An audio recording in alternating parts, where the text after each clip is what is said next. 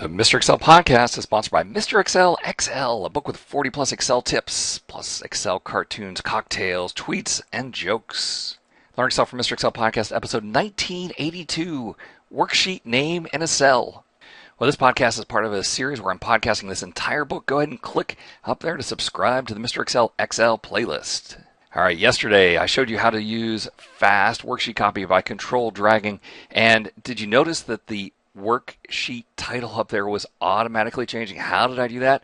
Oh, it is this crazy formula that we have to use in order to get the worksheet name into a cell. And it all starts with this formula here, equals cell of the file name. Cell of file name returns the complete path, workbook name, and sheet name. All right, so that gives us a lot more than we want. And then I have to find where that right square bracket is. So the find of the right square bracket tells me that that's in position 53, but the sheet name then must be one more than that. So whatever the result of the find is, plus 1, we start there, and then use the mid from 54, and just go out, however long you think, 20, 25, whatever you need to do to get the longest possible sheet name. And then to put it all back together, there's the mid of the cell. Where do we start? We do the find of the square bracket within the cell, plus 1, go out 20, and then I concatenated the word report. All right, so let's just do a little test here. If I call this summary, as soon as I press enter, you see that that changes and that changes, right?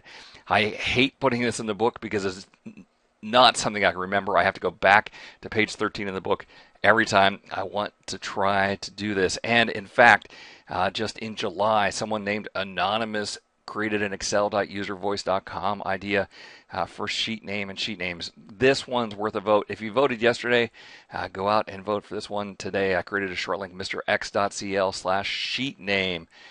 Would be a nice thing to do, so we won't have to go through this crazy formula every time we want a sheet name in a workbook.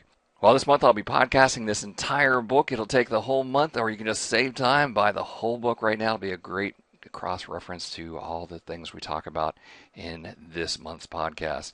Recap for today's episode, we started using the cell file name function. Gets me the whole path, workbook name, and file name.